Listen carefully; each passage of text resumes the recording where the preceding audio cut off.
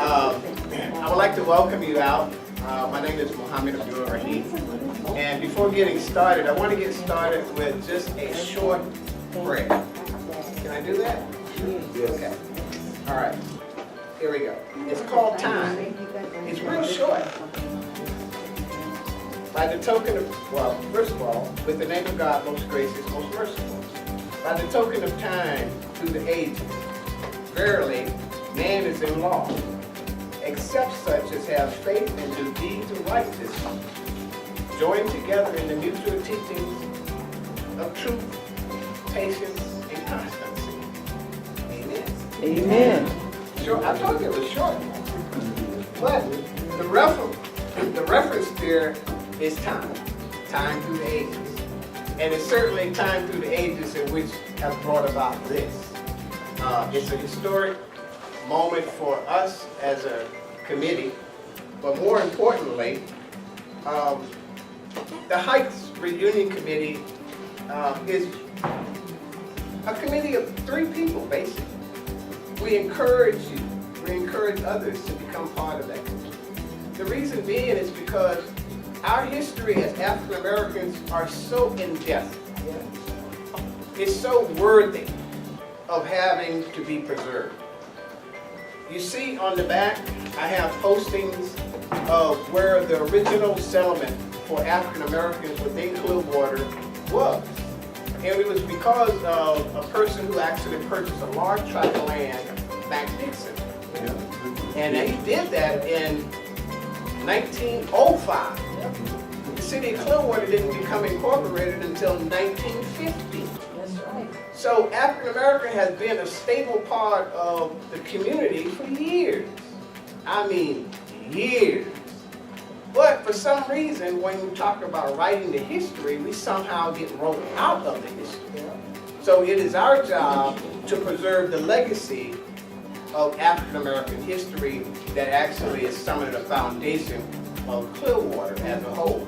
And until we do that, that's when we can actually truly come together and welcome each and every one of us. So that's what I'm doing, welcoming you to be a part of not only the legacy of African Americans, but be a part of the legacy of Clearwater as a whole. And with that, I would like to bring up Ruth, who's going to give us the occasion. Thank you. Good evening. Good evening. My name is Ruth Rembert-Bryant, and I'm going to read our mission and then introduce our moderator.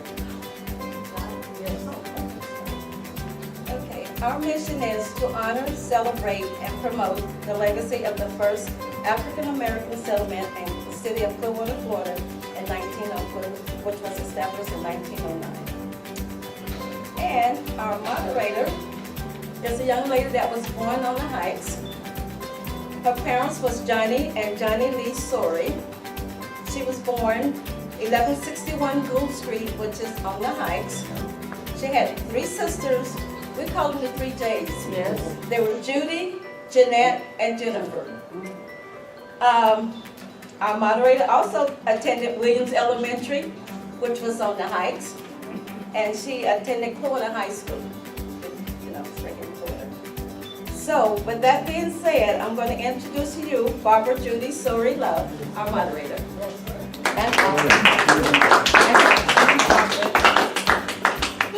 As Mr. Muhammad said, we are a committee of 3. I'm Barbara Sorey-Love, Barbara Judy Sorey-Love. Growing up, they called me Judy. We had our first meeting, the committee had our first meeting in February of 2016. There were 4 of us, and 2, for whatever reason, no longer participated. Then we got Muhammad. Muhammad has been a godsend. He's knowledgeable. I think he was employed with the city of Clearwater for 30 years. 36 years, and there he learned the ropes and how to research historical plat maps and that type of thing. And what I'm going to do is start off with a piece that I wrote from a book, from my book. Yes. Know Where You're Going, You Gotta Know Where You've Been, which is a memoir of growing up in Clearwater during the 50s and the 60s. this will kind of set the stage of where we're going today. And the section in this is called A New Start. The year was 1947 when Mama and Daddy arrived in Clearwater. They didn't have money to buy a home, so they rented rooms in apartments at several locations in a part of the city known as the Mack-Dixon subdivision or the Heights, before buying land and building their own home in the Heights area. The Heights, a predominantly colored community, was located south of Cleveland Street to Court Street and east on Missouri Avenue to South Greenwood Avenue. The neighborhood consisted of blue-collar and the who's who of colored professional families. Many of the professionals were teachers, and we have some teachers in the room, retired teachers, I should say. Among them were Mr. James C. Rembert, who's with us today. Where did he go? Oh, I have glasses on. Mr. and Mrs. Amos and Beatrice Lewis, Mrs. Tillman Lewis, Mrs. B.M. Gibson, Mr. and Mrs. Milton and Evelyn Rooks, Mr. and Mrs. S.W. Curtis, Mr. and Mrs. Paul and Pearlie Hatchett, Mr. and Mrs. Leroy Rhodes, and we have their children here today, Mrs. Vernell Brown, Mrs. Mary Hurd, Mrs. Portia Jackson, Mrs. Hattie Woolridge, Mr. and Mrs. Edward and Vivian Henry, Mrs. A. Ellis, Mrs. Arabella Falls, and Mrs. Mamie Hodges, who's with us today. The first place that Mom and Daddy stayed was in a huge two-story frame rooming house on 1135 East Pierce Street. Mrs. Laura Rowe, a cook at Morton Plant Hospital, owned the home. Her children, PJ and Hattie, resided with her along with Hattie's husband, Charles Wood Sr., and their adopted son, Charles Jr. Every room was occupied at this location. Other rumors were Ruby Riles, Johnny Lau Sr. and his young wife Betty, and their son Johnny Jr. The Rowe family was a very prominent family on Pierce Street. Down the street from the Rowe family lived Mrs. Laura Rowe's sister Nettie Neal. The Neal family included the children Mary Bernice, Vernell, Calibia, Eloise James, and Fillmore. Daddy went to work for Bert Mears, a local business owner at the Bert Mears Pure Oil Station in downtown Clearwater on the corner of Park Street and Garden Avenue. He stayed there and worked as a mechanic or porter, which was title for the coloreds, for 30 plus years. The white people affectionately referred to him as Shine. I say they affectionately called him Shine because they always seemed to smile when they addressed him that way. And as I grew older and began to understand that the word shine was really a derogatory expression used to address colored people, I hated it and I would get offended that he accepted it. Mama worked as a maid in the homes of various white families throughout the city. Day's work is what it was called because at the end of the day, the maid would get paid for the work that had been done that day. She never learned to drive and would sometimes ride the local segregated bus transit to work. Mom and Daddy had been married 14 years before I came along. They were beginning to wonder if they were ever going to have children. I was born on January 17 in the basement of Morton Plant Hospital in Clearwater, Florida. The basement of the hospital was where the colored babies were kept because during that time the hospital had segregated areas for colored and white. Mama was 35 years old and Dad was 36. They were older but very happy and proud parents. Mrs. Lou Willie Rembert also lived in the Heights in a home on Washington Avenue and was one of the first colored assistant nurses at Morton F. Plant Hospital in those days. Gave me my first name, Barbara. Mom and Daddy added Judy, Barbara Judy Sorey, the first child of Johnny and Johnny Lee Sorey. I was known as Daddy's little girl. And that's where I'm going to stop. And hopefully it created a picture of where we came from, started out. How many of you in here were born and raised in Clearwater? Very good, very good. So you're familiar with some of the places that I'm speaking of. And we've put together 20 questions, which could probably turn into maybe 40, depending on the questions that are asked. And the first person that we have on the program is Ms. Mamie Hodges, who was my 4th grade teacher. And she was also a commissioner here in Clearwater, and she has several other titles. Yes. So we'd like to welcome Miss Mamie Hodges. Okay. Ms. Hodges, welcome. Thank you so much for participating. We had 2 or 3 other people that were going to participate today. However, they were not able to join us, but we do have the people that need to be here today, okay? Miss Barbara, can we have her say her full name and? I have the You got it? moderator. You got it? I'm Okay. the moderator. I got everything under control. All right. Thank you. All right. My first question. Please tell me your full name and your birthday. Not the year, just the day.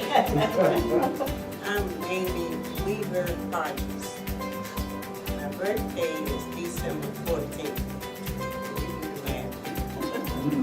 And where were you born? I was born in Lakeland, Florida, Polk County. Okay, so you were born in Lakeland, Florida, in Polk County. When did you come to Clearwater?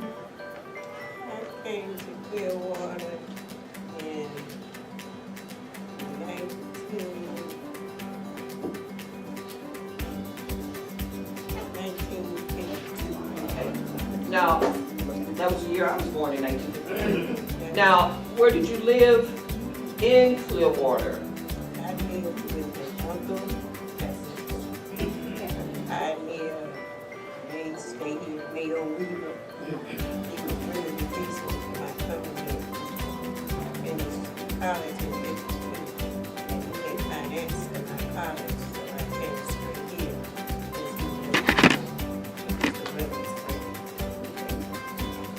Mr. Weaver.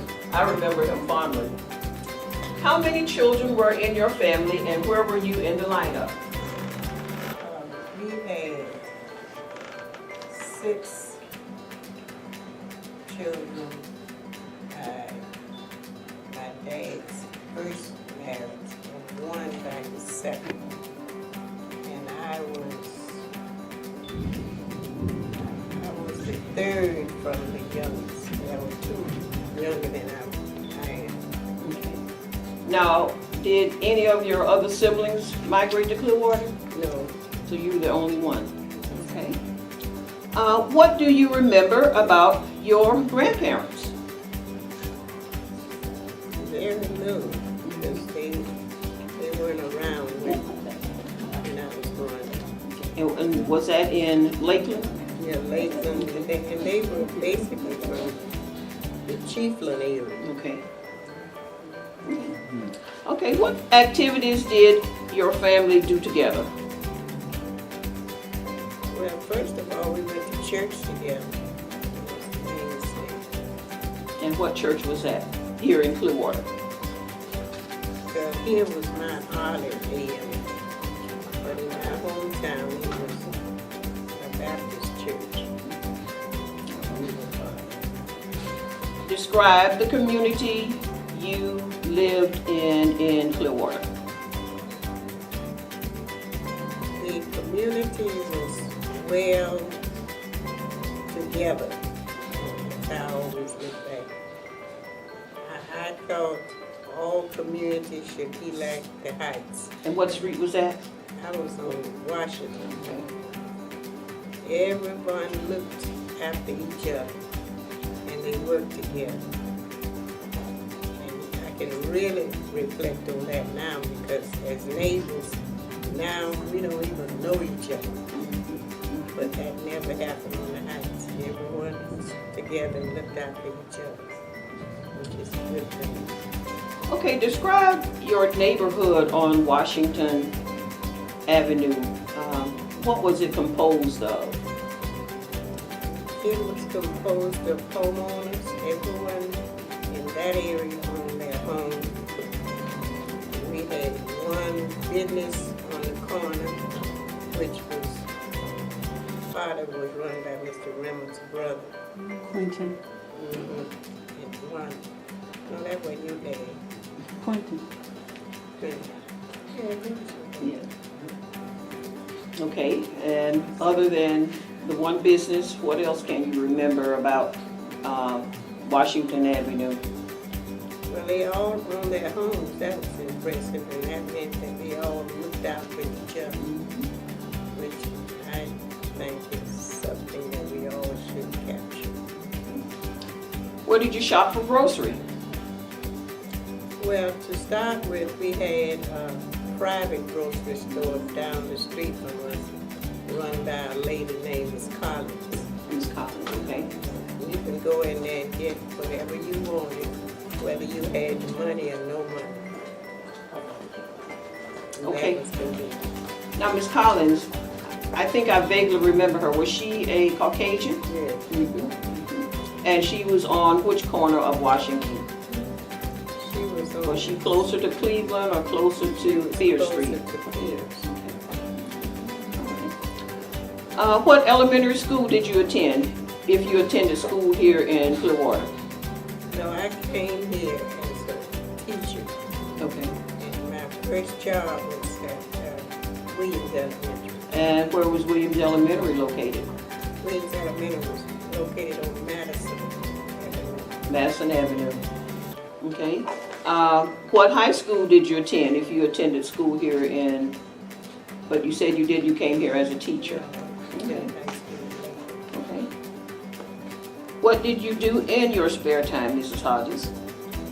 Oh, well. I didn't think I had spare time. I was always part of the community. I thought that was my cause, to work with the community and try to get them involved. Okay. What kind of involvement was there? Were there clubs, organizations? Yes, there were both organizations and clubs.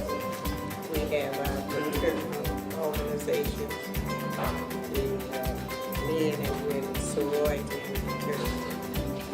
And we have our church organizations, clubs. Clubs, okay. Now, the church and clubs, you mentioned Mount Olive. Was that part of, okay, what kinds of organizations from the church would you get involved in? Well, we were involved in Sunday school.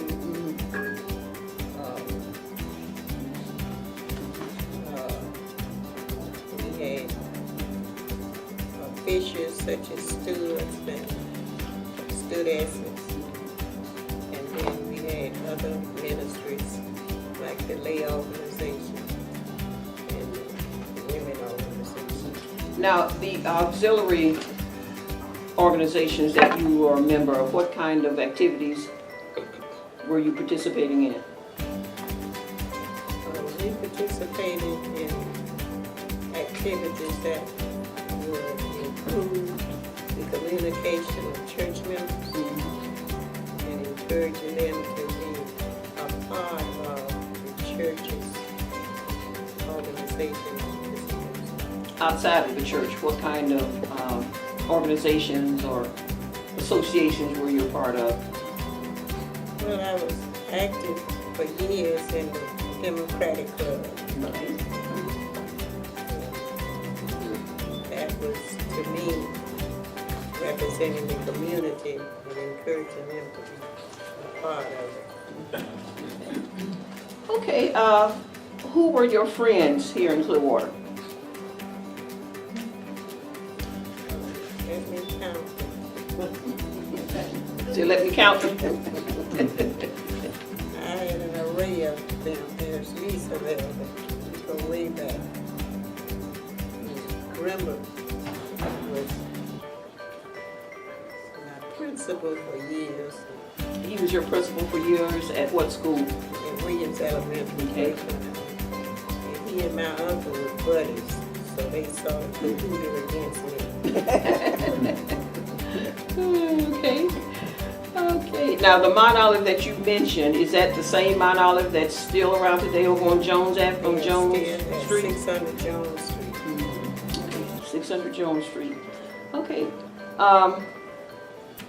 That completes my questions. Are there any questions for the audience? And we'll limit it for 2-3 minutes. Yes, sir. Do you remember the Croskeys and the Merrickses? They're on Washington Avenue. Crosky was in the 219 South Washington. She did laundry. And Jonas Merrick built his house.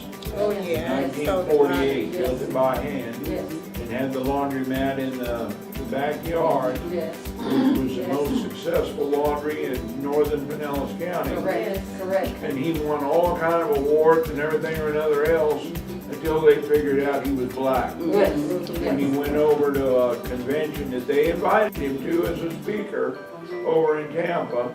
And then when he went there, they wouldn't let him in, and they told him they'd still give him a plate if he'd go out back and sit with a garbage can. And then when he went to the Bank of Clearwater to borrow money, to expand, he had better books than anybody else. The banker told him, man, you're great, this business is fantastic, but Merrick, you know how it is.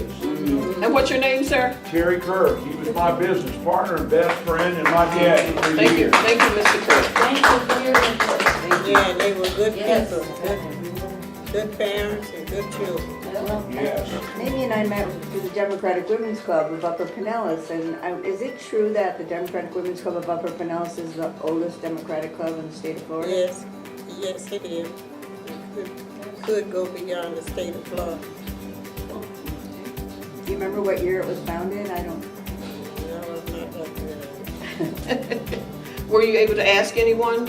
Maybe the oldest I member? can find out. Matter of fact, I have from 1985. I have the directory. I just found it, and so I'm gonna maybe give it to the Clearwater Historical Society if they want it.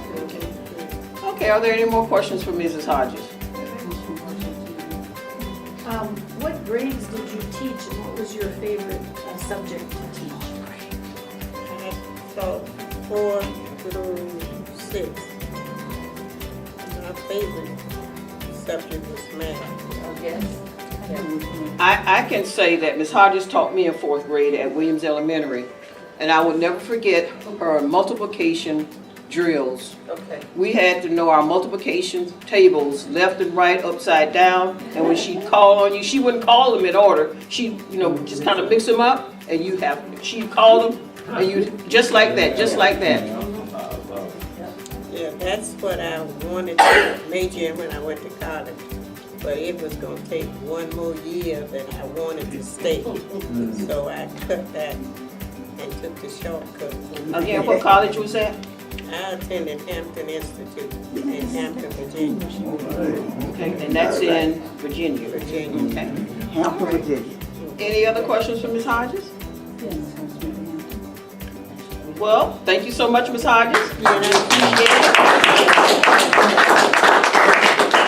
I want to point out that I have several students I taught at Williams Elementary. And amazingly, yeah, here 2 up here. Amazingly, they were all top students. I was one of them. Yeah. Wanda was one of them. Help me too. No problem. It's me. Thank you. Lord, you see what I have to go through? Girl, that's why I'm on the committee. We love each other, though. Welcome, Mr. Rembert. You want your paper? I'm James. I'm JC. JC. Okay, I just want to mention that I've known Mr. Rembert all my life. He just celebrated his 97th. birthday. And the one thing that I always remember, because many of us went to the same church, He's 97. he got up in church, he had just turned 65, and he got up in church and said, I'm 65, and I thank the Lord for 65 years, I'm in the twilight of my life. And here he is, 32 more years later? Ain't God good? Yes. All right. Welcome, JC. I'm happy to be here. Yes, and we're happy that you could make it today. Please tell me your full name. My full name is J.C. Rembert, but they call me James Carl Rembert. Your birth date, sir? I was born in 1971. 21. something. Yeah, 21. That's okay. Yeah, way back I'm there. 97 years old. God bless you. And where were you born? I was born on Cleveland Street where that 1100 building is. Okay. That was our grove. Yes. Grapefruit and orange grove.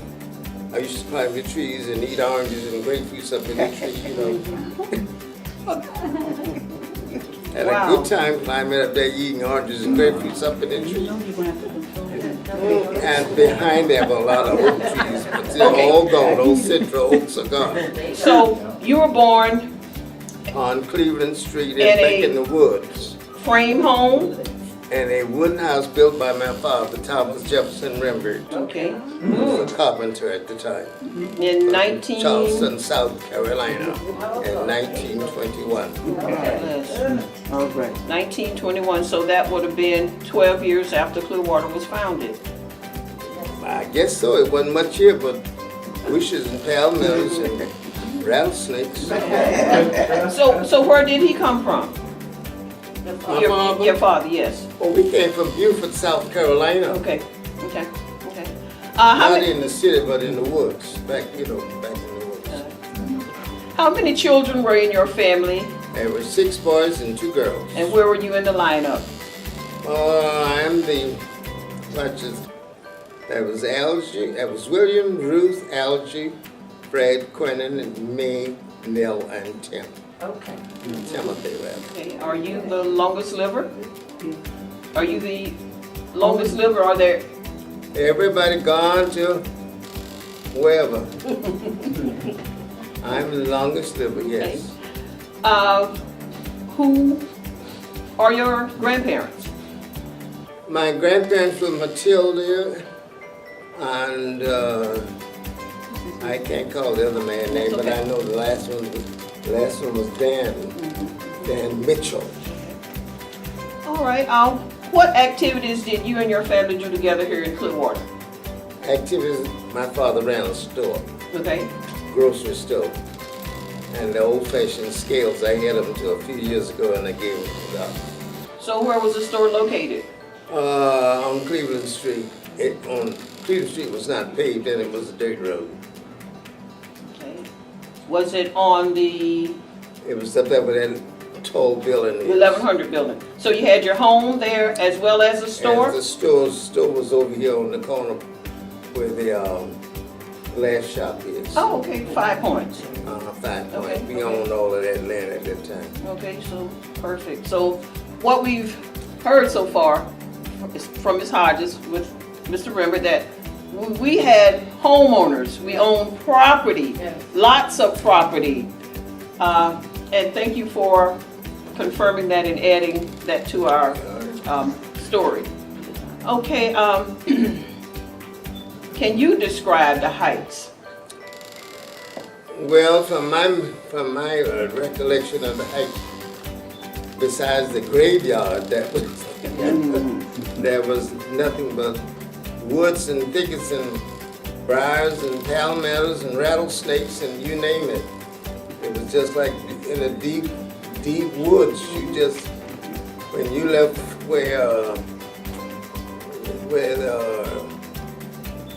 down there where this, you know where Take Quarters is? You know, no I don't, but someone asked me about that yesterday, Take last night. That was the center of the black community from there up until you got to Garden Avenue, up to where the old Clearwater Sun building used to be. Now, where the Take Quarters, is it Take or Tape? Take Quarters. Was that on the, Take Quarters is right in there, on the, where that school is, starting right on the corner of Old Clearwater High School? yeah, behind Clearwater High Okay, School. okay. That was okay. Take Quarters. That's where Okay. Mama Scott and Papa Scott lived. Okay, all right. And not many of us knew about Take Quarters. I was talking to Miss Oh, Eileen Take Miller Quarters. last evening. Papa Scott, Mama Scott, and the Croons, and several other people. That lived on Cleveland Street, No, on in the Take Quarters. Okay, who were some of your neighbors on Cleveland Street? The Currys. Okay.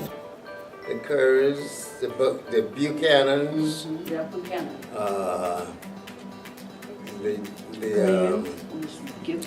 the Weavers. It wasn't Weavers then, it was Green. She was Mrs. Green then. Dixon. But the Currys were the oldest. Okay. And the Marchants were there further down. Okay, okay. Now, what elementary school did you attend? I attended the old Pine Hills High School that used to be on the corner there near Green, what is Washington and Pierce, and Pierce. back in those little bushes back where, in the fact the dump was behind that, where Cleveland Plaza is. Yes. And the graveyard and all of that. Now, was Pinellas High School also an elementary school and high Yes. school? Yes. And that was Williams? The Knights of Pythians, I guess that's what they call it. They had a great big wooden hole that used to be on the corner of Washington and Pierce, right in there somewhere. It was an old wooden building. And I went to school downstairs. I was in first grade downstairs in that old night of some kind of Night of Pythians, I guess. I think I remember that. Okay, so you attended Williams Elementary. No, I didn't go to Williams. Oh, okay. I went to the old Pine Hills High School that used to be over there on the. The two-frame building that was on Washington Street. That's Okay. where the J.C. went to school. Okay, They went to. I went to nursery school there Yeah, well, they built that. That was on Brownell where we Street. used to milk our cows over there. On Brownell Street, it was a frame building, and Miss Green used to be the teacher, and the school was downstairs, and where you were talking about was upstairs. That's where you all had your meetings, and that's where Right. those things happen. Okay. Now, what did you do in your well, before I go there, who were your favorite teachers? My famous teachers, what you mean, in elementary school? Elementary, high school? Miss Hattie Eagle, you know, the name doesn't ring a bell. Who didn't mind taking the paramedics and switching you behind. Get that straightening. Huh? Get that straightening. Miss Hattie Eagle and Gertrude Cobbs, Johnson then. And I think that lady name. No, you don't have I to. can't call her name, but anyway, she, When you want to sit down and start writing your book, that'll all come together. Okay, what did you do in your spare time? as a child, Yes. climbed the grapefruit trees and ate grapefruits in the top of the tree. Okay. But however, I you're played the piano too, but I mean, I was going to say you're an accomplished pianist. Did Oh, you yeah, I teach played. yourself, or did someone? I learned from Melly Keys, who was a little, about that high. She told me, "You can do it. Babe, you can do it. Come on, come on." She was a nice little. She wasn't big as a match, but she could play that piano because she had to stand up and play. She'd run down there and boy, I knew it. I was playing the piano just like Melly. And you're very good. Oh yeah, I Very still play good. the piano a little bit. Yeah. Yes.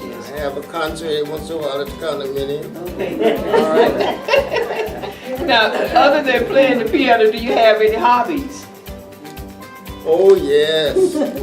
I used to love to build birdhouses Okay. and climb up in the tree and then have to get somebody to get me down because I'd always like to go up the tree, but once I got in the top of the tree and I didn't care how tall the tree was, but I was always scared to come down.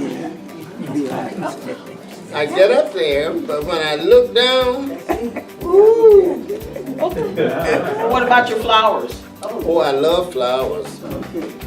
Girl, I grew everything I could grow from sandspurs to what you call marigolds, I guess to go and those other little. Oh, I love flowers. Okay. You went to Williams Elementary, Pinellas High School. Where'd you go to college? I didn't go to Williams Elementary. No. I went to the Knights of Pythian's Home. Oh, they didn't call it Williams then? No. Oh, okay. it wasn't. Okay. That's centuries after almost a century back. You know where, what's in there now? Something is in there, but it's right off of where 5 Point is. Yes. Yeah. Going up the street a little bit, and then it was back in the woods. Okay. I can't think this, where the cemetery used to be, back over in there somewhere. Where the mills live. Okay. Where'd you go to college? Rattlesnakes. That long. College. Yeah, where did you go to college? I went to college at Florida A&M. What was it? Mechanical college. Yeah. What church did you attend? Mount Olive, AME, African Methodist Episcopal Church. And where was it located at the time? Where it is now. Okay. It's down about 26 or 27 or something. Blew it down, but they built it back. Okay, those are all the questions that I have for you. Is there anything else you'd like to share with the audience? No, I got a question. I got a question. these are my nieces. That's Beverly. Yes, we know. That's Wanda. What school were you principal of? I Yes, was principal of Williams, yes. not Williams, Ridgecrest Elementary. For how many years? Out in Largo, Florida. You know where Taylor Park is? They sent Mr. Floyd T. Christian, thought I was worthy to be a principal. So I opened that school there. How long did you stay? How long did you stay? How long were you there? Oh, about almost 20 years, I guess. Well, how long were you at Williams Elementary? He was I wasn't there too long. Okay. I really was a teacher at Williams Elementary. I saw some of you looking at the book on the table back there. P and Ms. Hodges are two of the instructors that are standing out on the steps of Williams Elementary. No, And the book is available through Barnes & Noble, Amazon.com, and they may have some here in the library on the shelf that you can check out. Okay. What is the title? What, were you principal at the time, when I do what now? were you principal at the time of integration? Oh, yes. Where did you go? I went to Largo. No, okay, to Largo. he stayed You there. were assigned to what school then?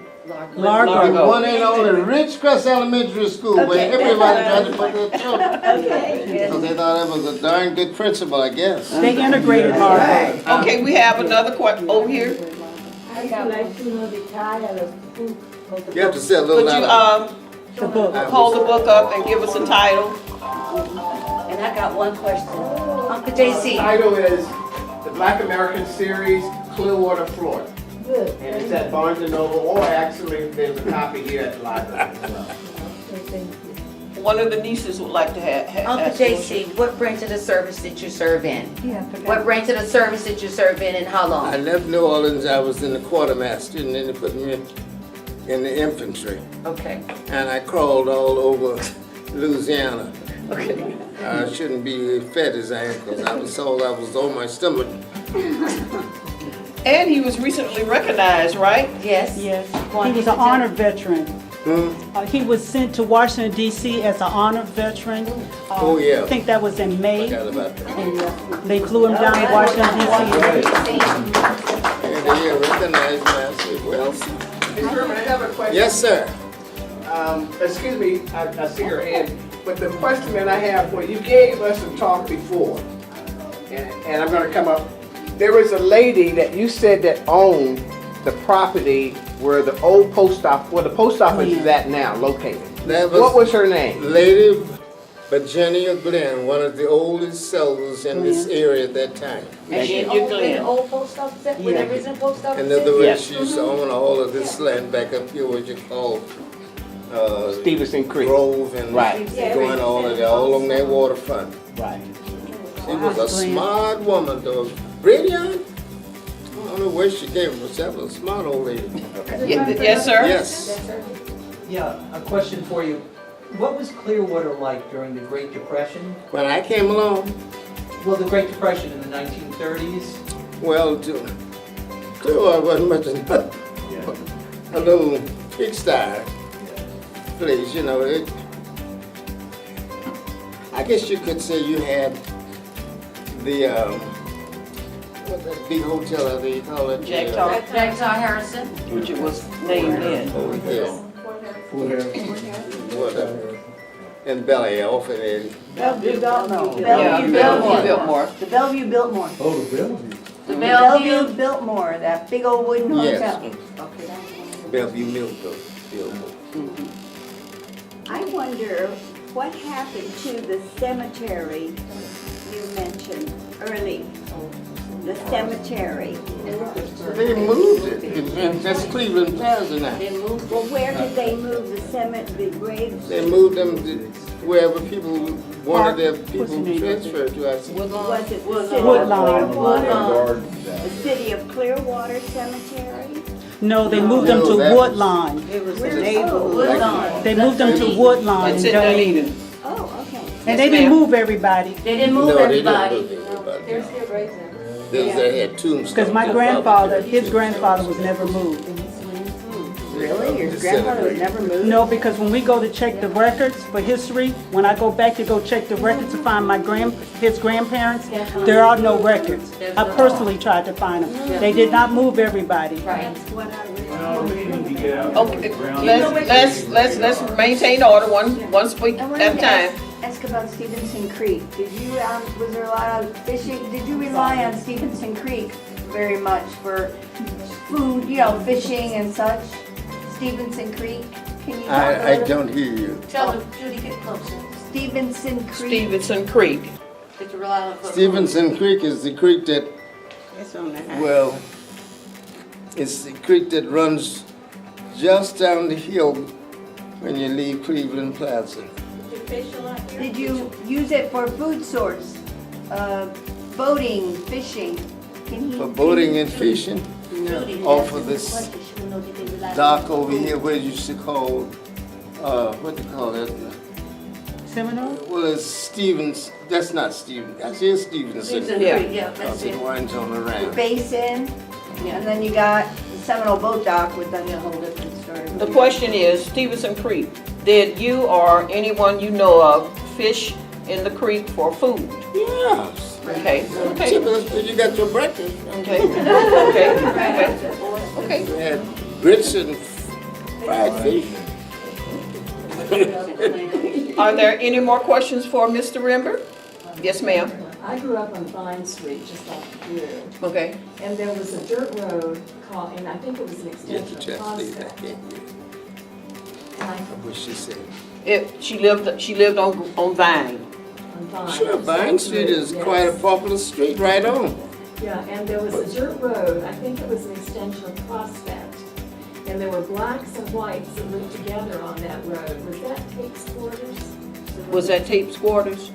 Part of Tape Quarters. Okay. I remember, as a child, I remember, we rode on our They call it bicycles. Tape Quarters now. Don't ask me why they call it Tape Quarters. And there was a woman that had a big iron pot, Mm-hmm. and she had it over wood. Okay. Kindling, and she was washing the clothes. There was a family that lived there called, I think his name was P.R. Robinson, I believe. What- In your later years, you lived on Pierce Street, In my later years, I Lived I in lived Greenwood. Pierce and Cleveland Greenwood. Street. In my later years, I moved up on the heights, they call it in the woods. Right. That's why Greenwood. they call it the heights.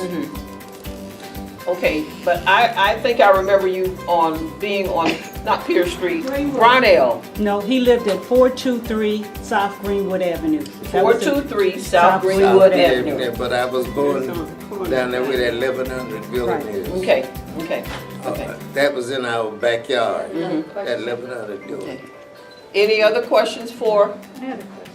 all right, yeah, I just wanted to know, what did your father sell in the store?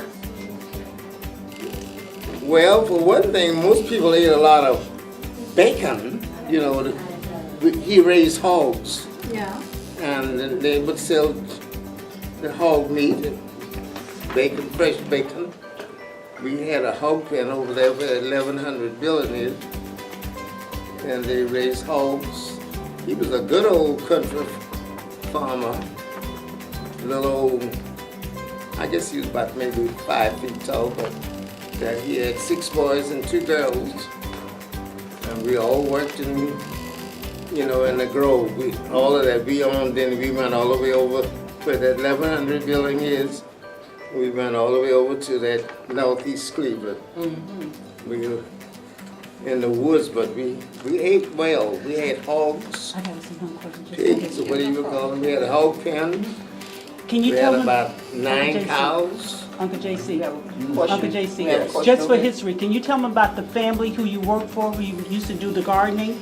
The Robertsons? Can you tell me when you worked for the Robertsons as a young boy? Roblins. The Robertsons. I worked for Donald Roblins when I was a little boy. Mr. Lichleiter, a German horticulturist, hired me because he said everything I touched grew better than anything anybody else planted. I did most of the gardens. Oh, I made some beautiful gardens. The Robertsons. They say I had a growing hand. You ever heard that? That some people got a growing hand. Everything they touch grow. But this, just to clarify, was that the Brooklyn Estate in Bel Air? Yes. The one in Bel Air on the water? Yes. Yeah, I worked for the Rollins and, Well, I have a question. yes. I remember you on Brownell and Greenwood, the corner of Brownell and Greenwood, or Martin Luther King. Don't I? Yeah, That's the family but we house. call My it father Greenwood. built that You call it house. MLK, I call it Greenwood. Yeah, Greenwood. Greenwood. So, how did you get there? He left My it. father was a carpenter Okay, and a snowman. And in fact, he was a little South Carolinian. They sold the family home. And he was quite smart. Yeah. I mean, he was quite ingenious. He was handy with the tools. because I remember your mother being there. Right. Okay. When Cleveland Street started developing, they sold that property. Okay. And then they moved to Greenwood. Okay, All right, any other? Yes. Oh, go ahead, you're next. Yes. Do you remember a man named Holly Howard who also had a store? Holly Howard, Holly who also Howard. had a store. Do you remember him? No, I don't remember. I know it was 2 or 3 little stores down there on that little section called, what is 5 Point? Y'all call it 5 Point. And the banana trees and all that stuff was there. Well, from what I recall on Washington, on that corner of Washington and Cleveland, there was the Gibsons. Then there was Mr. Quentin Rembert, he had a beer That garden. was many years afterwards. And then there was Mr. Swanson down the street on Washington. Then there was the cab driver where Mr. Weaver in that area, what was his name, the cab driver? Oh gosh, it'll come back to me. It was the barber shop. Barbershop, yeah, Mr. Bowlegs. And, oh gosh, I can't remember the name of the cab driver right now, but it'll come back to And me. the official name of my father's business is William Tell Bar and Grill. Oh, it was William Tell? That's what it was called, William Tell Bar and Grill. And we always call it Mr., I know. Any other questions for? I just want to know if you could talk about the trains depot and the trains. Did he ride the trains? Did you ride the trains? I had left, The Seaboard, it was Seaboard. it was the Seaboard. I left there and went to Beaufort, South Carolina. I never went to my father's home. And Were there a lot of train activity in the area? I guess I'm. Was there a lot of train activity in the area? no, that was this little freight route was through here then. Most of they carried was fruit, but they did have a little place for passengers further up near the engine part. There was a lot of fruit in this area at that time. You know, I want to go back to what Ms. Rembert said, but she's coming up next, and about not being able to locate your grandfather's. Yeah. That sounds like a project for the committee, because we were talking about the Crum Building. That's where the old Williams Elementary, In the graveyard. the graveyard, Montgomery Ward, Yeah. which came later, was all there. And then the city City. offices there. Yes, now it's the big prom.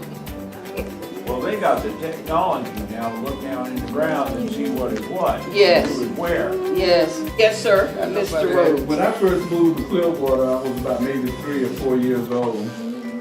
And we moved, our first house was my grandfather and grandmother's property on Missouri Avenue. It was not paved, it was a dead-end street at the graveyard. Would you like to come up, please? Guys. Yes, we need you on camera. Thank you. Well, I didn't have that much to say. I was just going to tell you about that part of it. And your name is? My name is Leroy Edward Rhodes II. And your birthday? March 13th, You wouldn't agree if I 1945. talked to him in the phone. Yes, you did.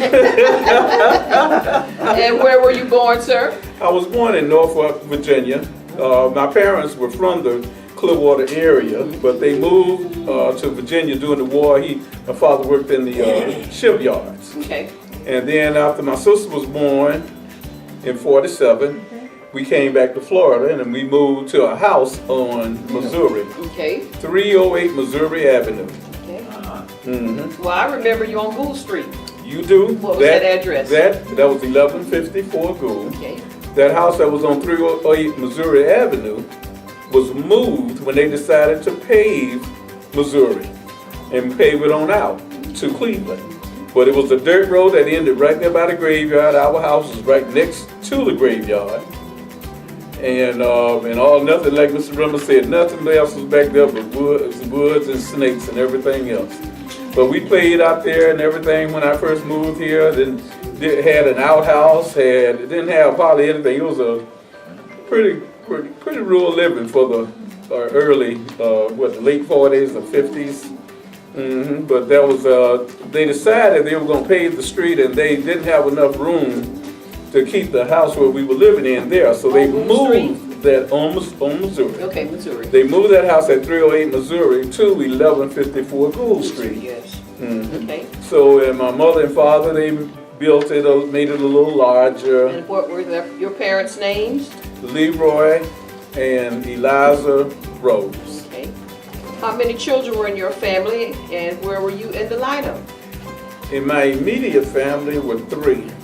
I'll be glad when my sister comes. You're doing well. In my immediate family, we had 3 kids. I was the oldest. Eleanor, my sister, was the next one, and Marty. Yeah. Some people remember Marty Rose, my brother. He was the younger one. We later went through we were going through the adoption process for my younger brother, Derek, who was really a cousin. Some of you may remember Daisy Jones. That was really her second son. We were going through an adoption process when my mother passed in 1970. But he's the younger brother, and my father was the father of some other kids older than we were, our immediate family. And your mother was best friends with my mother. Yes, she was. All right, very much so. Describe the neighborhood of the street where you lived in Clearwater. Well, there are 2 descriptions. The one down on Missouri Avenue, man, that was a dead-end street with snakes, and it was nothing to see a big rattlesnake come out of the woods, or my uncle come back there, and he'd bring us one rattlesnake that was probably as long as a block long. We had pigs in the back, farther in the backyard.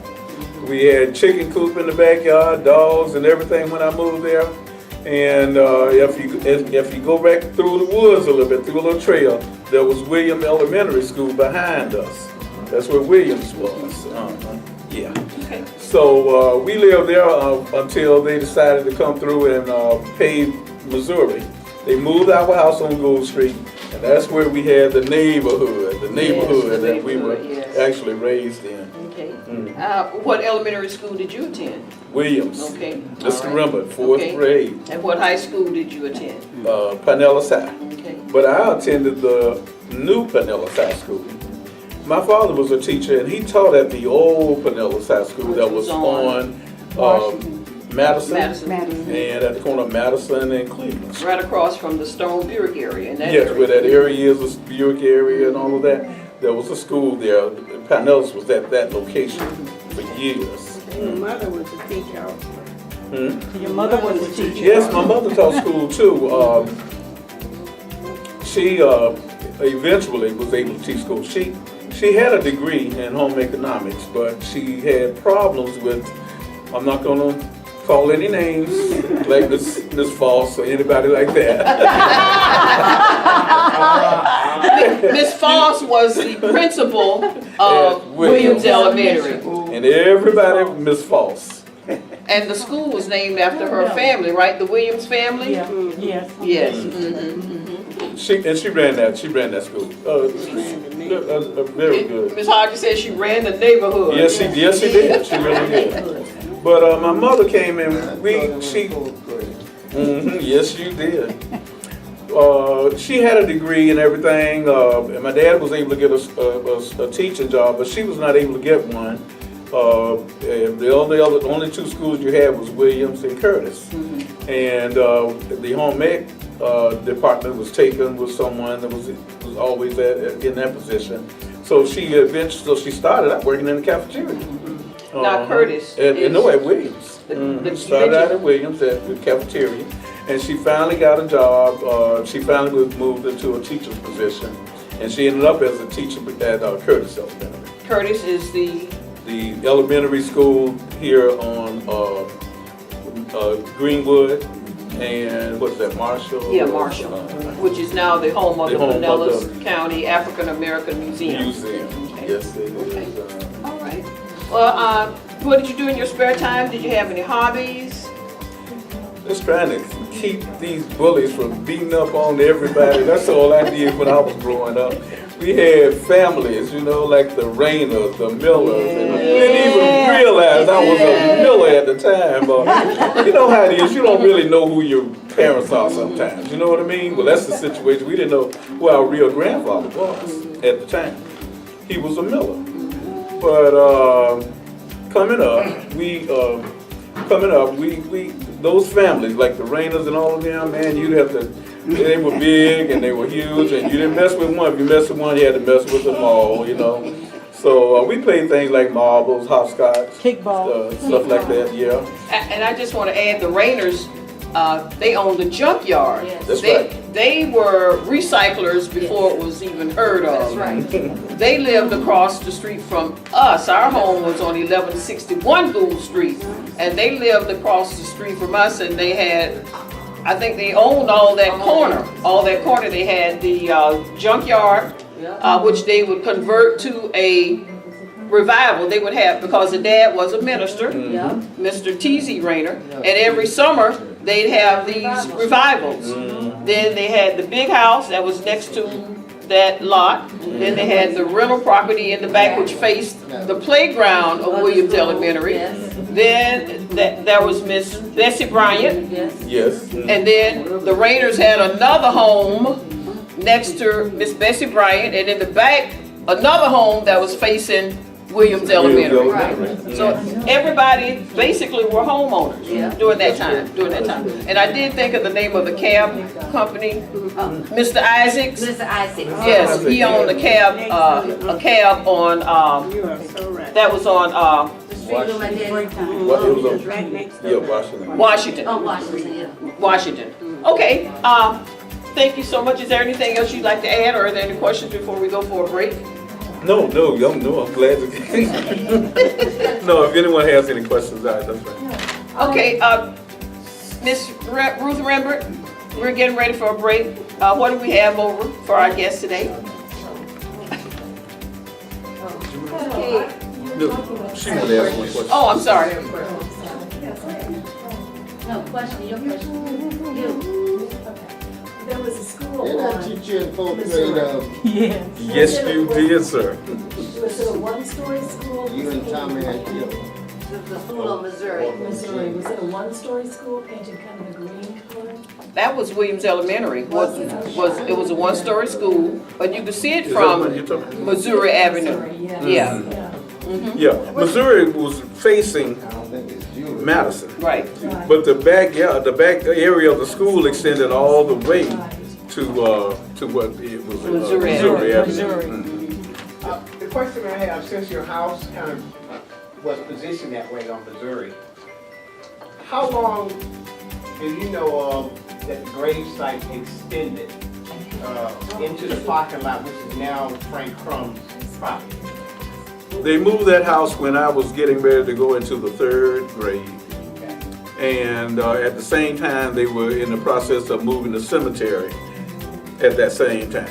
Because they were extending the road out, so they had to take up all of that area and do something with the whole area, take out the woods and all of that stuff. So it was during that time, and that should have been what,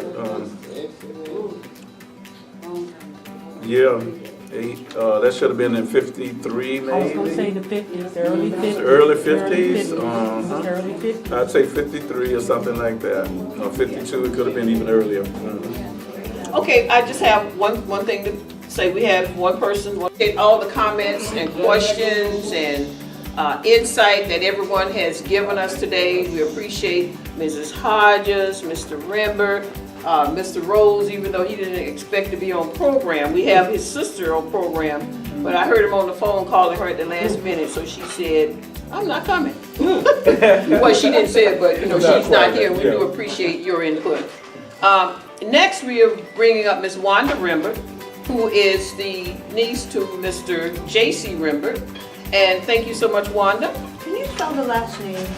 R-E-M-B-E-R-T. Rembert. My full name is Wanda Rembert-Arnold. Okay. And your birthday, ma'am? November 25th, 1953. And where were you born? Clearwater, Florida, in the basement of Rembert-Bryant Hospital, according to what my mother told me. Absolutely, absolutely. I was there a month after you. Well, I was there in January 17, 1952, so we all had that basement experience. And whenever I'm asked where was I born, I tell people I was born in the basement of Rembert-Bryant Hospital on January 17, 1952, because it opens up for a different discussion. Right. And I love those different discussions. Okay, and who are your parents? My parents are Quentin Thomas Rembert and Bartow Loretta Glover Rembert. And my mother was born in Marianna, Florida. My father was born in Clearwater, Florida, January 19, 1919. Okay, 1919. Okay, how many children were in your family and where were you in the lineup? There were 3 of us. I'm the oldest, Wanda Beverly Rembert-Hamm, who's with us today. And my sister, who's on the committee for the Heights Reunion, Ruth Elaine Rembert-Bryant. Okay. And I'm the oldest. Okay. What do you remember about your grandparents? I have no memory of my grandfather, T.J. Rembert, because he died when Uncle J.C. was a little boy. So the only memory I have is of my grandmother, Bessie Rembert. And my grandmother, my memory, she was an invalid because she was always bedridden. Okay. So I don't recall my grandmother ever, you know, being up, walking around like a grandmother. But I know her favorite was my sister Beverly. Yeah, and we used to call her mother. Now, was that here in Clearwater? Yes, in Clearwater. Okay. So she was born in Clearwater? My grandmother was actually born in Georgia, and I cannot recall the name of the city. I think it's Dolton, but Dolton, Georgia, D-O-L-T-H-A-N, Georgia. What activities did your family do together? I grew up on the Heights, and the Heights was like, I call it one big family. My fondest memory is 4th of July, because 4th of July, everyone would do a cookout in their yard. And so as a young child, I loved to eat. And so I would run from house to house. And I can recall going from my house to Gould Street to the Paynes to the Rose to Uncle J.C. And everybody just would put their food out. And it was just like one big community block party. And Williams Elementary was our playground. Yes. Because we actually did not have a recreation center on the Heights. And so the courtyard of Williams Elementary is where we played kickball, we used the swings. It was our playground. Now, what was your address on Brownell Avenue? 1160 Brownell Street. I never forget my address. Okay. So, can you further describe the community you grew up in? Right. So let me in tell the you. neighborhood. My grandparents, I had both sets of grandparents on the same street. Yeah. So. And that street was? Brownell. Okay. So to my left, Brownell was my maternal grandmother, Annie Glover Gore.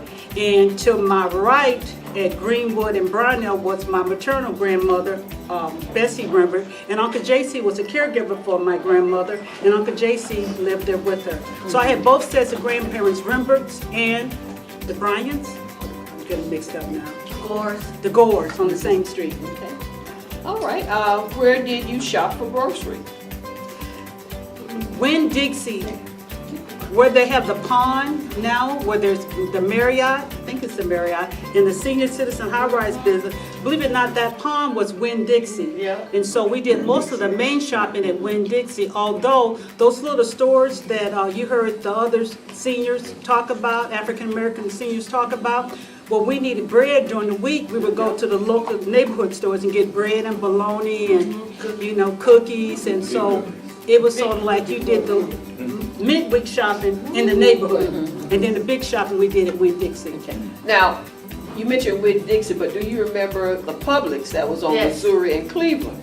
And the A&P? Yes, and the A&P. That used to be in that same shopping center. I can remember the Publix, I can't remember the A&P. The A&P was on the end for On the years end, now. I'm yes. younger than you now. Oh, it sure was, it sure was, Liquor store. correction. I remember the A&P because it was by the liquor store. Yeah, the liquor A&P store. was plaid stamps and Publix was green stamps.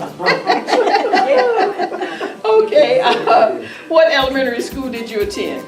I attended the famous Williams Elementary School. Yes, the famous Williams Well, Uncle Elementary J.C. School. was a teacher, Yes. and his class at one point was on the stage Yes. because they Did had not operettas. built the second African-American school. There were two elementary schools, Williams and Curtis. And so it was such an overflow, Uncle J.C. actually had classes on the stage. And while I was at Williams, Mrs. Foss used to hold what we call operettas, so they were big Yes. plays. And she charged us a nickel, and you know, we had these costumes we would make, and it was a big production. You know, it's interesting how I heard Miss Hodges say that Miss Foss ran everything. And you know, as a young girl, she did, to me, she did have that type of aura about her. She carried a big stick, as they would say. And Miss Hardis was my fourth grade teacher. Yes. And I'll never forget again how she taught the multiplication tables. Yes. And the Rhodes family, the Rhodes gentleman who got up and gave his family history, he lived on the next street over from us, Which was on Gould Street. Yes, they lived across the street from us. We were 1161 Gould Street, which is now a retention pond. Right. Where 54 is out. 1154 is what, an empty lot? It's an empty lot now, but And- it's still there, that property is still there. In Mrs. Love's home and my home as children, our backyards faced each other, and so when we played as kids, we would run from one yard to the other. That's right. The yards, the properties there, we had lots of property. I mean, we had this one small house that we could have probably fit another house on the back. Correct. And, you know, we had these small brick homes on these large lots, but that was a makeup of the community back then. Okay, is there anything else you'd like to share about the community? It's just that I was blessed to grow up in the Heights. I'm very proud to grow up on the Heights. One of the things I like to add about the Heights, people say, you know, we had this air, but you have to understand, all the teachers, I had all the elementary school teachers lived on Brownell Street. So it was the Henrys, the Lewises. Mrs. Lewis was the principal of Curtis Elementary. My uncle was the principal of Ridgecrest Elementary. Mrs. Rhodes, Mr. and Mrs. Rhodes were teachers. And so at that time, we had most of the African-American professionals lived on the Heights. On the Heights. That's and so where they also it all had, began. and so they had also had all the local businesses. And so they raised us, they groomed us, they prepared us, and I think we turned out pretty good. I do too. I think we turned out pretty good too. All right. Let's see. Do you have, or did you have any hobbies growing up? Yep. Well, my uncle tried to teach me how to play the piano. That did not work out. But my fondest memory, I have to talk about her. Mrs. Gardner was my 4-H leader. Virginia Gardner. And so I was a member of 4-H club for about, I guess, a good 10 years, and won blue ribbons for baking biscuits, and we did sewing projects, and You did a TV show? we did a TV show. Mrs. Gardner was very helpful to us in terms of, I guess you would call that our extracurricular activity, was 4-H club. We didn't do much with We did a little bit with Girl Scouts, but more so with the 4-H club. Well, did you have jobs during your teenage years? No, because when we were teenagers, there were very little opportunities for us to work as teenagers. And so most of my summers were spent at Williams, at the rec center. And that was after Williams closed its doors as a regular school. As a regular school. And went into the summer enrichment program. Right. So that's where I spent my summers. And then the library, Mrs. Christine Morris was just, she was a blessing to us because that's where we spent a lot of our time. And so she encouraged me to read. I'm an avid reader to this day because of Mrs. Christine. But we didn't have a lot of opportunities for jobs. Right. Well, I can remember I was 14 and my dad worked downtown to the Pure Oil station right there on the corner of Park Street and Fort Harrison. And his boss, his wife, had a heart attack that year. And so that summer, I don't even think I was 14, maybe I was 13. I went to work in their home on Bel Air. They were in Bel Air. They lived in Bel Air. And so that was my first job outside of the home as a housekeeper, 12 years old. And I remember the first day when I went there, the mother, who was still, recuperating, she said, now if you don't like dogs, you don't open those doors and fridge doors. And I said, okay. So the second day I'm there, I forgot about the dogs, there were 2 little bulldog animals. And I forgot about the dogs being there. And I opened the door, and the dogs charged out at me. And poor lady, she had to get up out of her bed, get the dogs back into the Florida room, I guess that's where it was. So that was the first job that I had. Why were jobs hard to come by? I'm sorry? There were just not jobs for African-American teenagers. Right. I did work, I guess, for about 6 or 7 weeks, and I have to bring back memory, I'm getting up in age. My mother and grandmother worked for a family, a predominantly white family called the Rogero family, R-O-G-E-R-O. And so one summer, I babysat their grandkids who are now adults. In fact, all the Rogeros are now deceased because I went to the funeral, the last one, about a year ago. But Billy and Peggy, and I say this for the record because they're like family to us. I babysat Billy and I babysat Peggy. And so I guess in terms of employment opportunities, if your family worked for prominent Caucasian family who had the resources, they would hire us for the summer or hire us to do odds and ends. So I did babysit the summer before I went away to college. Okay. What church did you attend? New Zion Missionary Baptist Church. And where was it located? It was located on Brownell Street. It's now relocated to what I call South Clearwater, which they call the Bellevue area. Area.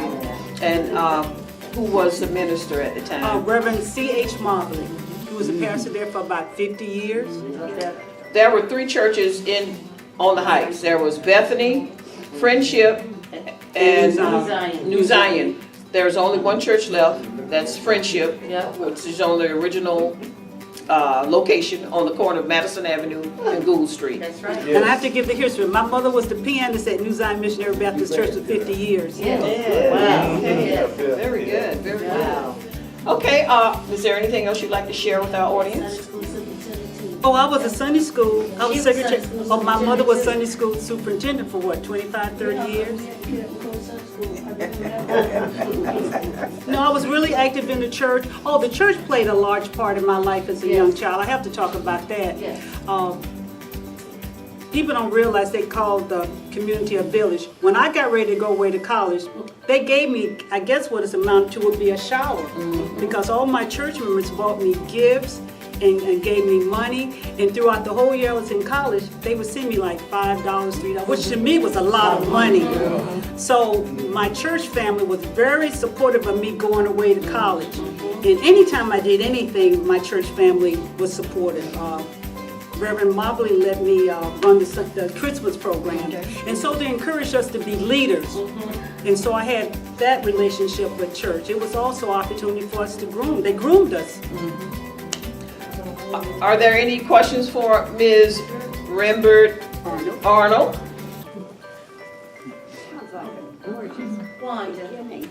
I was blessed. Yes. I was blessed. We all were. We all were.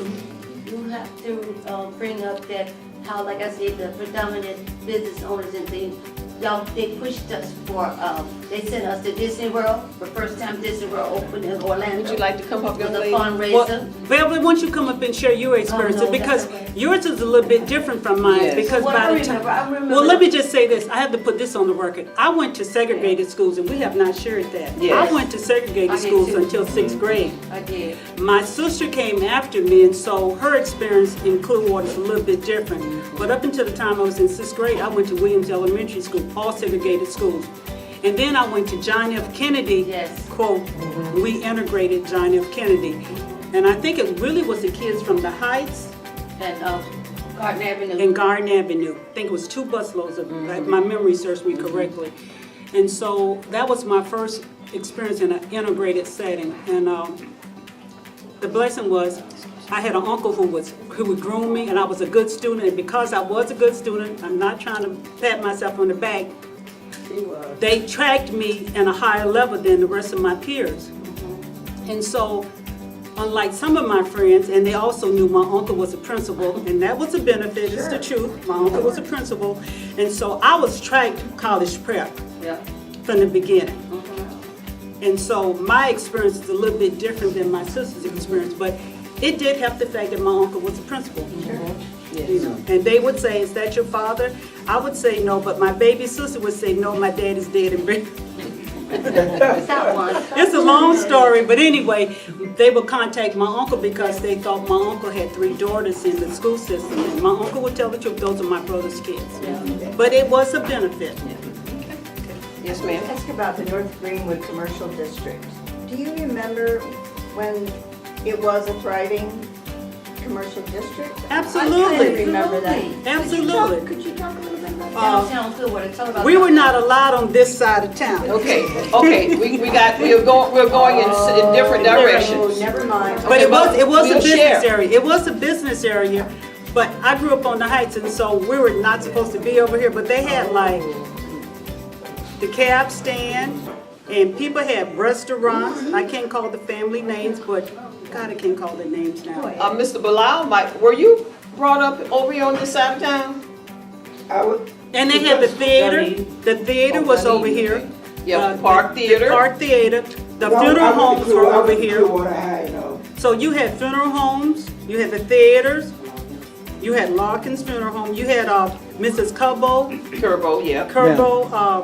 Nursery school or day school. The Garden Avenue area was a bustling area also. But I didn't grow up over here in North Greenwood. We're from the Heights, which is north of Cleveland Street. The map on the shirts will give you all the names of the streets that comprise the Heights, which was established, the first African American community that was established in 1909.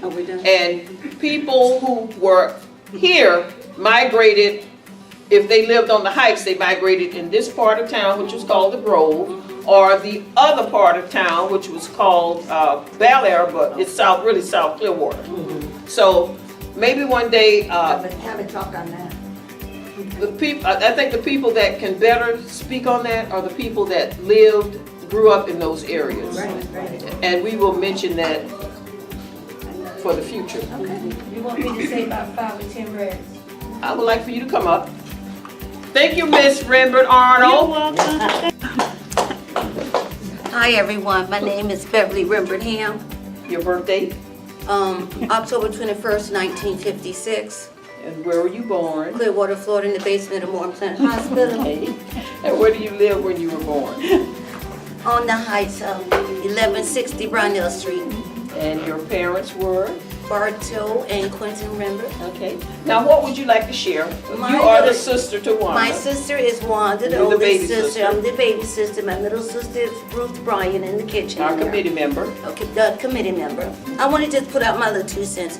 I want everyone to know that I was in the first graduating segregated 6th grade class at Skycrest Elementary. Out here. I went 6th grade there. My daughter was there. What's she? Margie Grant. Grant, I knew her, Blue. Johnny Grant. I was the first graduating class out of there, 6th grade to 7th grade to Kennedy Middle. Okay, and the other fun parts I wanted to say was our family, parents kept us involved in everything. And for us not to get in trouble, they kept us busy. After school, you had to sweep your grandmother's front porch. One had to go wash the dishes, you know what I'm saying? One had to iron the linen. And once she was done, she did a hand inspection. If you got a pass, you could go outside. If you didn't get a pass, you had to go back in there and do it again, okay? We did summertime. We kept ourselves entertained. These children walk around and they say they're so bored. We played kickball, look at 3-day kickball tournament, 3 days, not one. If mama say come in the house, we start right back up the next day. Hide and go seek. We jumped on people's roofs. We went under people's houses. And we played hopscotch and softball and jacks. We made out, we so bored, all this electronic game, if you took it from them, they wouldn't know what to do with themselves. They'd probably go crazy. For real, the children of today. What else I want to say? And I had a wonderful life. Muhammad, Muhammad, you're next. Muhammad is my classmate back there too. Remember, we were going to record. We are the seniors. I had a conversation with Miss Sandy Rooks, and we were telling her, I was telling her about the difficulty, how it is to get people like Mr. Rembert and Ms. Hodges and others to participate. She said, well, you know what? You all are seniors now. I said, you know, I never thought about that because we were brought up during the segregation era. And our experience, as you were saying, is different from but my younger sister. But I'll wait till my turn and you continue. Okay, my last and final say so. And on the heights where we live, everybody and everybody family, it had to at least be from 4 to 6 to 7 children per family. I'm a kid. We had big families. Well, we were 3 in our family. Well, we were 3. But the Barnes them had about how many? Yeah, Okay. You know, some of them had large. Yeah. The Paytons were 10. The Marrows had a lot. So, thank you everyone. Any more conversation? All right, thank you. Yes. I wanted to know what your experience was like being the first class. I mean, what was it like? Believe it or not, positive experience? it was it scary? It was a very positive experience. No, what you would say was standoffish. The kids was very polite. When you ended up with a friend, they really were your friend. You know, we did things in groups. I had very rare arguments, but it was pass the word or stuff like that. No fighting. Very well. The school was excellent, period. Okay. And then for our 6th grade, they did the big little graduation program. We had to go on the stage. The girls had to dress up. The boys had to dress up. It was a very nice experience. And what school was that? This was Skycrest Elementary right here on Rembert. You know, my 4 kids were in school when you were there. I was there. And they had a wonderful experience getting to know you children. Yes, I know. Everybody was looking. First of all, they want to, hi, how are you? Really? But yes, and then they thought that we was not, like this at them, and it was no problem after that. Once they figured we were just like them, we'd never had another problem. Miss Trotter was a wonderful principal. She prepared us. Yes, it was great. Thank you, ladies. Thank you. Tell them about the one time you got in trouble and they called out the district. Oh, that was at Kennedy Middle when I told the man wanted to paddle me with the paddle, and I said, "You better not hit me, because I'm gonna tell my mother." And instead, they called my Uncle JC. He told him treat her like they treat all the other kids and put her off the bus for a week. So that's what she got put off the bus. And thank you, Miss Wanda Rembert. I consider it an honor to interview our author, our historian. Thank you. Yes. So, Miss Love, please tell me your full name and your birthday. My full name is Barbara Judy Sorey-Love. My birth date was January 17, 1952. And where were you born and what address did you live at the time? I was born in the basement of Martin Plant Hospital. And we lived on 11, okay, let me slow down. Because when my parents first came to Clearwater in 1947, we rented homes on Pierce Street, the home of the Neals. Yes, the Neal family. And then we moved to Mr. Will, who lived on Pierce Street, outside of Williams Elementary. And I think at one time we lived in an apartment where Miss Fallstone owned a lot of property. Yeah, she owned a lot of property. Okay, then my father and my mother, my mother was a domestic, and my dad was a mechanic, but they called him Porter. They did not give him the privilege of graduating from a porter, which was right below servant, well, maybe a step above servant, but he was a mechanic. He worked on all the cars in the community, as well as Burt Mills Fuel Station, which was located on Park Street and Fort Harrison. And when did you move to Gould Street? Okay, we moved to Gould Street. My mom and dad bought our home when I was 5 years old. And they bought a little 2-bedroom home where my sister and I lived. It was a 2-bedroom, 1 bath, similar to the homes that were built during that time. And for the record, what are your sisters' names? My sisters are Janet Marie Sorey Lochard, and my younger sister is Jennifer Sorey. And where did you guys go to elementary school? We went to elementary school, Williams Elementary, which everybody has spoken about earlier. Williams was located, the Green School, which was located on Madison, and you could see the back of Williams Elementary from Missouri Avenue. And in high school, I went to Pinellas High School in 7th and 8th grade. We used to walk from Williams to Pinellas High School. We passed the white kids going back and forth. I think they were going to Clearwater Junior High School. Clearwater Junior High School. Clearwater High School at that time. And we walked to Pinellas High School. I was there for 7th and 8th grade. Then integration. I went to Kennedy Middle School, and I hated it. My homeroom teacher was Mrs. Goss. She was a math teacher. It was not a good experience for me. What happened? I felt like I was forced. I was in a classroom where I wasn't welcome, and that was the way I felt. I made it through 9th grade and went to Clearwater High School. About the time I got into 10th grade, I came out of that hate mode. We were always mentored by teachers like Miss Hodges, Miss Brooks. I was being groomed to go to college, as a lot of us were. We were groomed to go to college. And I went from Kennedy Middle to Clearwater High School and graduated from Clearwater in 1969. So you're about 2 years above me. Yes, I'm 66 years old, and I graduated in 1969. What activities did your family do together in the Heights community? Oh my gosh. And what church did you guys belong to, and what kind of church activity were you involved in? Mount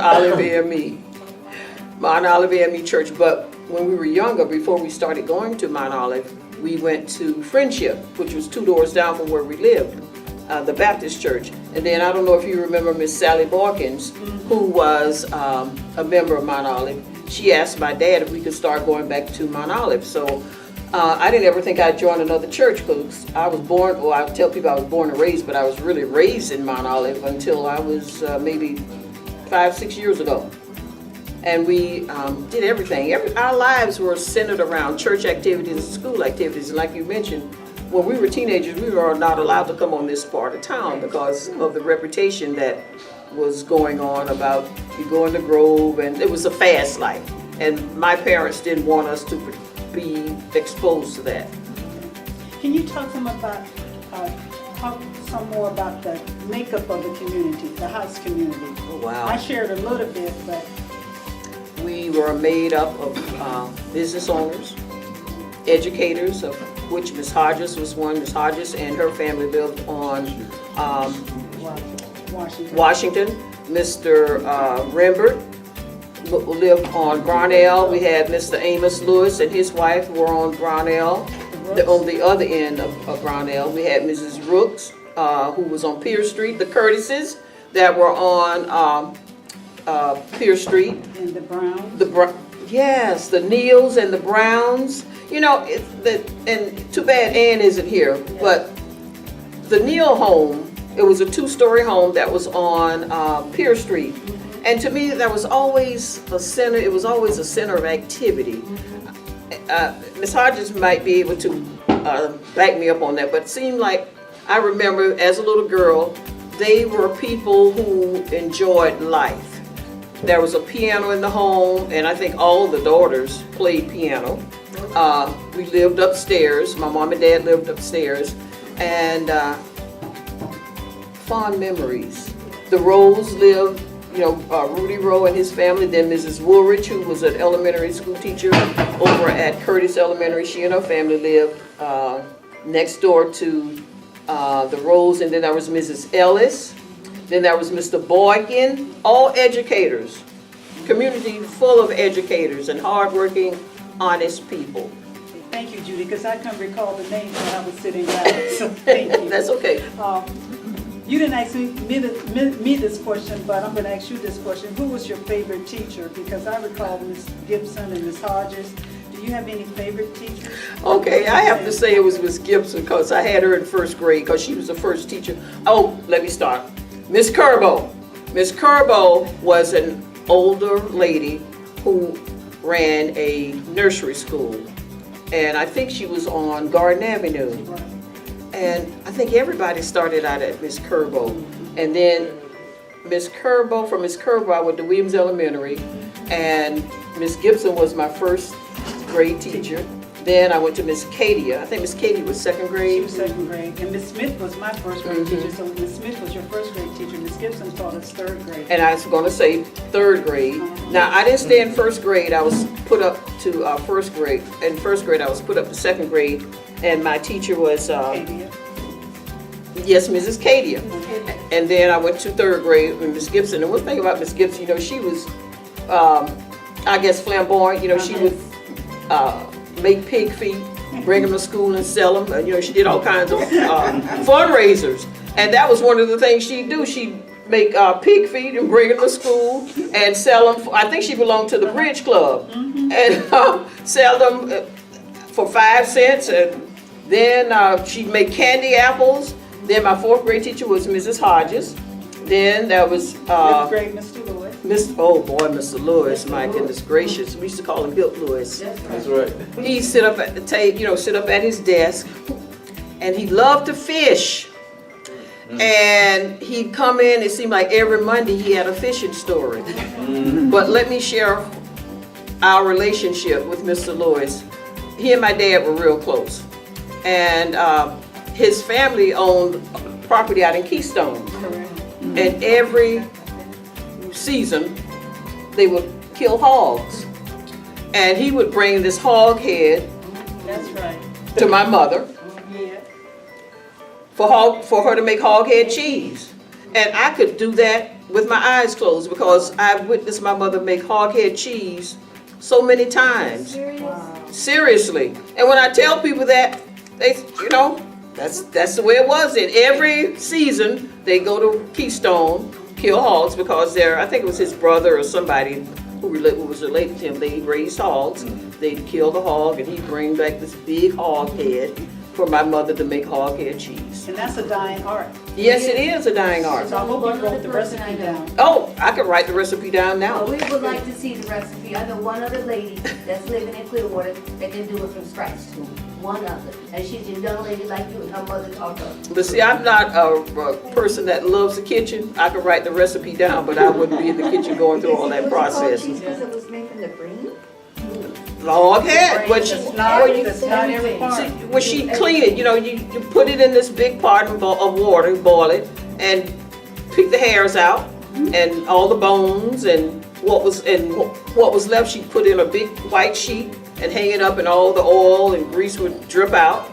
And then she'd take it out and season it with hot peppers and all that stuff, and put it in a pan and put it in the refrigerator and it would gel Yeah. into a loaf. And you slice it. Yeah, Slice it. That's history. that's history. That's history. A lost art. And I know some of our audience doesn't do pork, but they probably did pork when they were growing up. So that is a lost art.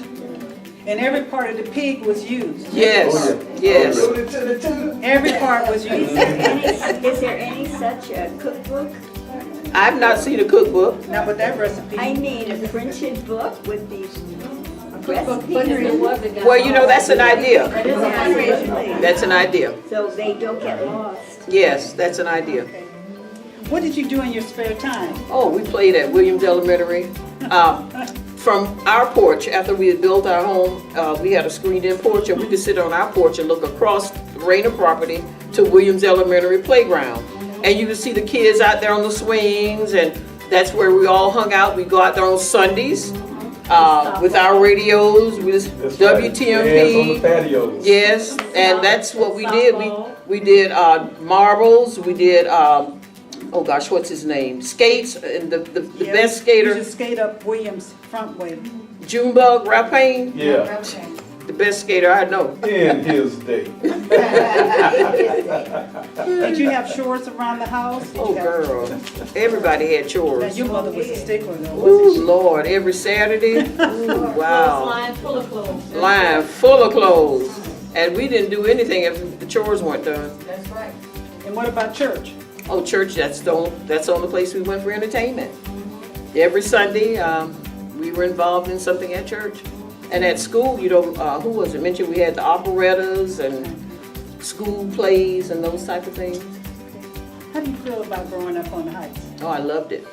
Unfortunately, today, the communities, many of the African American communities don't have that connection, the connection that we had. It's sad. They don't have parents or mentors who can guide them, and that is a lost art. Yes. Parenting is a lost art. Yes. Do you guys have any question for Ms. Love? I haven't heard you talk about the beach all day. Oh, Okay. my dad My dad. had a 52 Ford, 51 Ford or something, and he would get the inner tube, and we'd go out to the causeway, the colored side. Which side? You mean the Courtney Campbell? Yes. Yeah. The colored side. Yes. And that's where we were on weekends and sometimes holidays. But there was also Keystone. Yes. Lots of times we'd go to Keystone, There's a lake up there. Keystone Lake, where a lot of African Americans would get together, like the 4th of July, Labor Day. And Uncle JC, my cousins, the Walkers, they also went to a place called Walker's Lake. Yes, yes. And so Uncle JC has family still who lives out in the Keystone area. But the questions about the beach I'd like to share, I can remember as a child, I remember this happened because it happened to us. Yes. The beaches were crowded. The Causeway was like Clearwater Beach, and so it was like packed cars. And so the only space available for us to park the car and to do our picnic was on the other side of the colored sign. I'll never forget this as a child. And so we parked the car and set up for the You picnic. may want to come. And the white policeman came up and told us we had to move. Now, as a child, my question was, it's only one body of water. So I don't know why we're moving, because when we got into the beach, you shared the same body of water. But I can recall as a child actually family being asked to move from one side, right over it was like a brown wall that says white on one side and said colored. And he wasn't hostile or anything, it was just a part of life in the South. And I can remember my experience, the Fun and Sun Parade and Pinellas High School Band. Yes. We'd always follow the Pinellas High School Band. And on this one particular event, Fun and Sun, we followed the band downtown. We were coming through downtown Clearwater. I think I was 13 or 14. I had to go to the bathroom. Stopped at Brown Brothers. I don't know if you remember where Brown Brothers was. I went in, and there was this tall Caucasian lady looking down. You know, then they wore the nets over their head, and I asked her if I could go to the restroom or the bathroom. And she said, yes, but she didn't look up, all she heard was a 13-year-old voice. So I went into the bathroom, and as I'm coming out, she came in and said, we don't let your kind use the restroom. And, but it was too late, I had already gone. And I was asked about that, and I think the question was, well, why did she let you go in? What happened is she wasn't looking up at me. She heard this 13-year-old voice, this childlike voice, and she said I could use the restroom. So whoever was observing us probably said, hey, she was a little colored girl or whatever they called me back then, and she came in, but it was too late. I'd already used the restroom, so. Did you feel bad that you couldn't go to Clearwater Beach itself? No, because. Think about it. You didn't think about it. Until Until you got older and you realized that it was wrong, because, we had a TV and you see all these things happen across the South. And our experiences were our experiences, but thank God they weren't as bad as some African American experiences during that time. Now, I can tell you as a child, my teachers, when I went to Kennedy, they tried to tell me I did not recall this, but I recall when they had signs that said colored entrances. I can tell you when the train station, train station, it would say colored entrance, white entrance. Colored fountain. When you went to Kentucky Fried Chicken to get food, it would say colored. And I remember when they took the signs down, although my Caucasian teacher said, Wanda, you were too young. I can remember. I remember growing up in Clearwater. Of course, Different perspective. Yeah. But I walked through a black community going to Northwood School. I never had any fear. They were all our friends. I always asked my mother, where are the black kids? And I never saw any black children. I think, Clearwater was a different It was community. a different community. Yes. And I remember, why do they have to sit on the back of the bus? I go into JCPenney's. Why is there a black drinking fountain and a white drinking fountain? But I'm gonna tell you, part of the difference I think was because of the white community, because my experiences with the white community was different. My mother worked for predominantly white families. So I went into Moss Brothers with the Royales, with the Mets.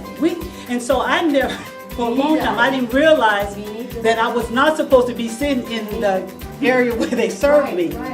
And so if you were with, I don't know, I think prominent people, whoever you was with, we were served. anything. We were served, no one ever said anything. Beverly will tell you, she went to swimming. I can remember it all. Yeah. I've never had a bad experience. My mother worked for a different family every day of the week. And if they said, Bartow, I want a Coke, and she had to bring me to work that day, I said, Mom, I want a Coke too. But no difference, you pop me a Coke and pour me one. Mom, we're gonna, Bartow can. I'm not saying it didn't exist. Yeah, I'm not but saying Bartow, can it Beverly didn't go swimming exist. in the pool? Yes. We want Beverly to swim in the pool. I used to swim in their pool too. Sure. But we didn't have that phobia of I'm black and they white.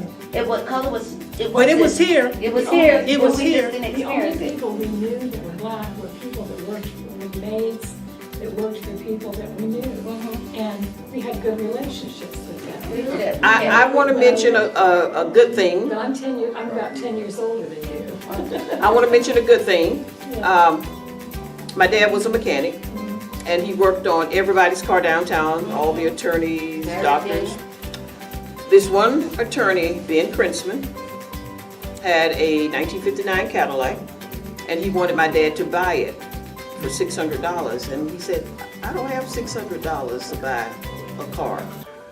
He kept at him, and he kept saying, no, I don't have $600 to buy a car. He gave it to my dad.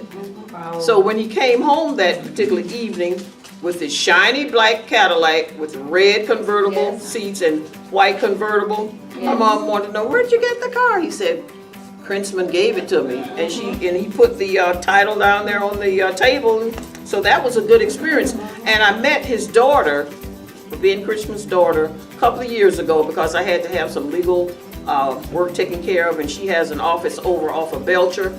And I went in and we started talking, and she said, well, we started talking about different things, and I saw the Princeman name on a plaque, and I said, do you know Ben Princeman? She said, yeah. I said, well, that's your father and my father knew each other. Your father gave my dad a 1959 Cadillac. She said, I remember Johnny. That was my dad. I remember Johnny. I used to come to the service station and have my car filled up every weekend or whatever. We go out to the beach. he was a good man. I said, well, thank you so much. Thank you so much. So that's a good ending, but you have to share your experiences. And our experiences were so vitally different. Yes, And yes. I went to school even through college, it was the same thing. Even through college. And That's it, I mean, there's a whole lot we left out. yes. You know, Well, there'll be another time. Oh, yeah. Yeah. Any other questions? Do we want to bring Mr. Muhammad up? Okay. Would you like to speak? Two sisters spoke, so that was basically the same. Okay. We thank you, everyone who came today, and we hope you learned something and can take the experiences that we share with you and go back and share them yourselves. And if you're a member of the Historical Society, I'm sure we will connect on some other projects that we've been speaking about. And enjoy your weekend. Thank you. Enjoy Thank the you for food. coming. Okay, let's give each other a hand. So when you leave here, you go and tell your friends they missed a good opportunity to come and learn and share. Well, Mama, you can make an announcement.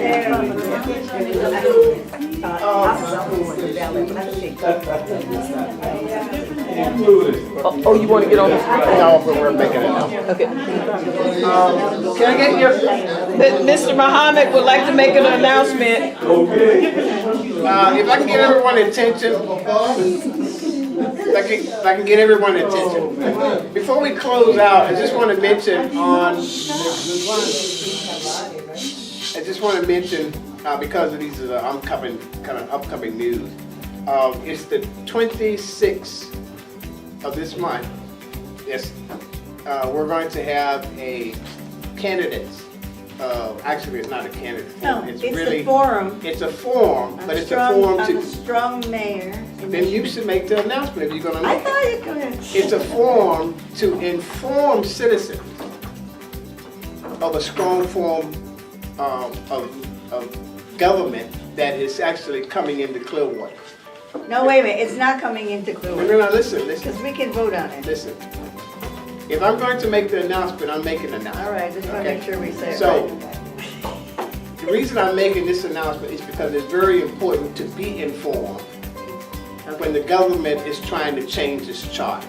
There you go. Okay? Change the charter. The charter that we're under now is a commission mayor form of government, where they have a city manager, and the city manager basically runs the city.